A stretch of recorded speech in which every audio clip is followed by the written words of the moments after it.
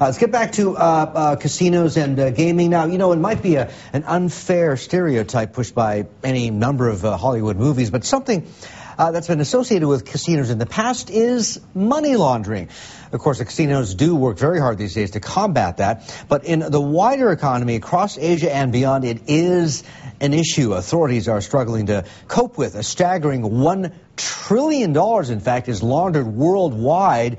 That's according to the latest survey on the subject, and that was 2 years ago. Let's get to our guest to get some light on this. David Leppan joins us. He is founder, also executive chairman at World Check from our Asia headquarters. And joining us here in Hong Kong is David Webb, editor of Website. I still love that name here on our Hong Kong set. Gentlemen, both of you, great to have you with us. David, let me get to you. David Leppan, that is, in Singapore at our Asia headquarters first. Casinos, money laundering, how really synonymous, how much concrete evidence or proof is there? I mean, we've got the Hollywood movies and stuff, and we know casino owners like to fight that image. I mean, we've had a couple on over the last couple of years. I can remember they have actually gotten furious at even the suggestion that there's anything dirty going on in or around their casino. What do the numbers say, though? Martin, I think that's right. I think this is a stereotype.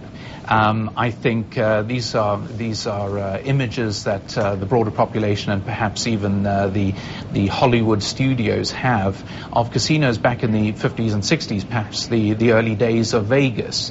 Casinos today are run at an extremely high level of security, arguably some of the highest in the world. And we have seen a real commitment at World Check from the casinos in Macau, Australia, and elsewhere around the world, and here in Singapore, to ensure that such illicit funds do not find their way into the casino, certainly not in large amounts. Okay, that sounds safe, but David Webb in Hong Kong, let me get to you.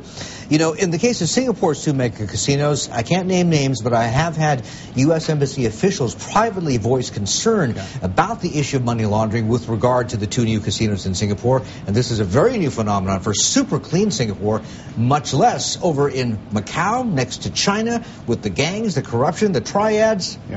Yeah, I think it's probably a much bigger problem in Macau than it is in Singapore. Yeah. And if it was as clean as David Leppan suggests, perhaps we wouldn't need his services at all.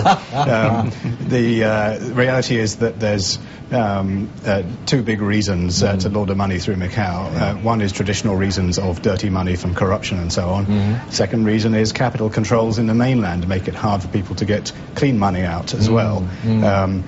And rather go through the legitimate channels and lots of red tape and paperwork. I think some people resort to funneling it through illegal money changers on the other side of the Macau border with the mainland, and then washing it through the casinos. And I think casinos perhaps aren't so much involved in it as outsourcing it to the VIP syndicates. Ah, interesting. And Martin, if I can name names, basically the New Jersey